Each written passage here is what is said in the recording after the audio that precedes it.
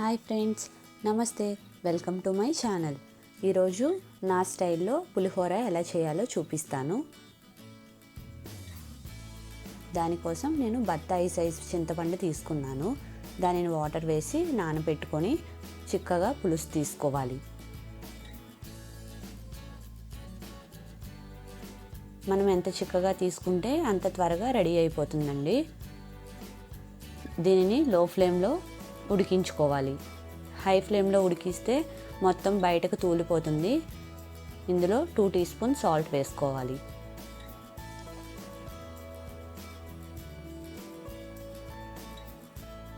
కొద్దిగా బెల్లం వేసుకుంటున్నాను. నేను తీసుకున్న రైస్కి 2 టీ స్పూన్ సరిపోతుందండి. మీరు తీసుకునే రైస్ని బట్టి, చింతపండు పులుసుని బట్టి సాల్ట్ వేసుకోండి.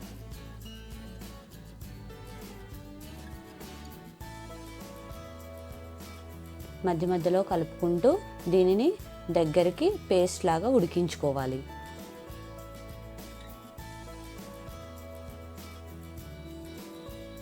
మధ్య మధ్యలో కలుపుతూ ఉండాలండి, లేదంటే అడుగున మాడిపోతుంది.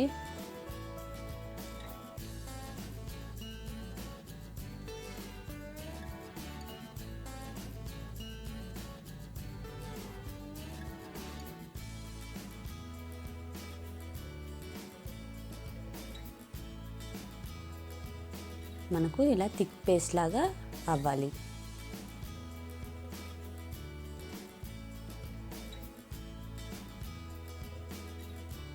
స్టవ్ ఆఫ్ చేసుకొని దీన్ని పక్కన పెట్టుకోవాలి. మీకు కావలసినంత రైస్ తీసుకోండి. నేను 1.5 గ్లాస్ రైస్ తీసుకుంటున్నాను. రైస్ బాగా కడిగి రైస్ని బాయిల్ చేసుకోవాలి.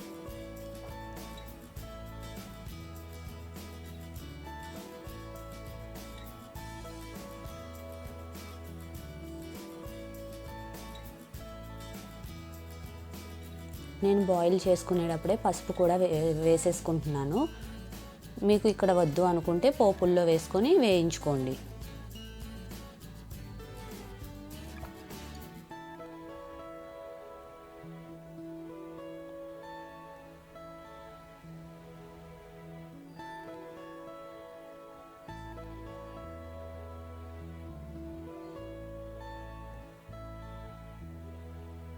రైస్ ఇంకొంచెం ఉడకాలండి. మరో 2 నిమిషాలు ఉడికించుకొని రైస్లో నుంచి వాటర్ మొత్తం తీసేసి రైస్ని కొంచెం చల్లారి పెట్టుకోవాలి.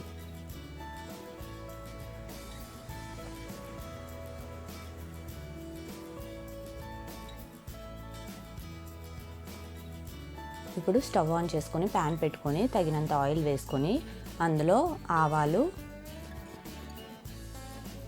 జీలకర్ర, మినప్పప్పు, శనగపప్పు,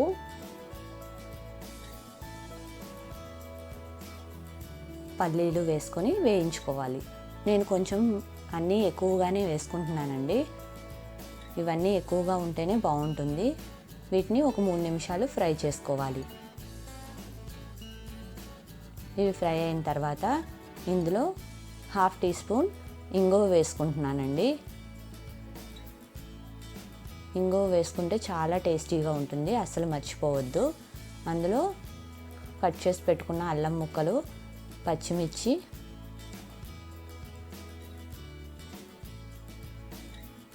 కూడా సన్నగా కట్ చేసుకున్నానండి. మధ్యలో ఎండుమిర్చి,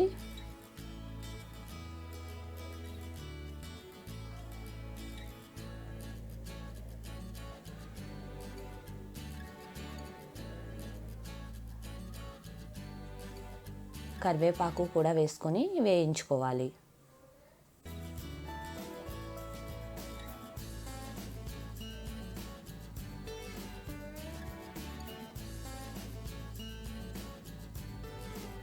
మనకు ఇవన్నీ ఫ్రై అయిపోయినాయండి.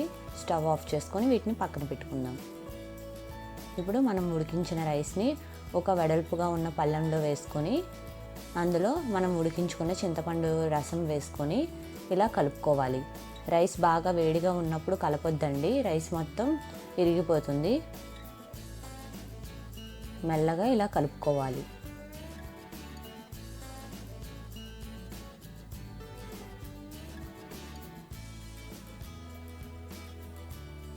ఇందులో మనం వేయించుకున్న పోపులన్నీ వేసుకొని బాగా కలుపుకోవాలి.